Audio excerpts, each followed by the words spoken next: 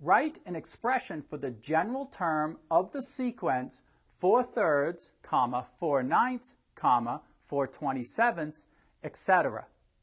Well, let's begin by writing this as 4 over 3 to the power of 1, 4 over 3 to the power of 2, 4 over 3 to the power of 3, and we can now see that the exponent of the 3 is equal to the term number, first term, second term, third term.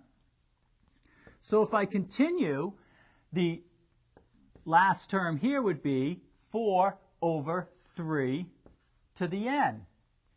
And now, if we want to write that in the general form, we would say a sub n equals the first term.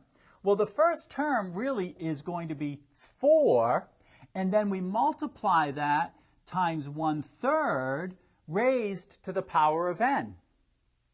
And that would be our common ratio of 1/3. This is the first term 4, and of course the n represents the actual term number.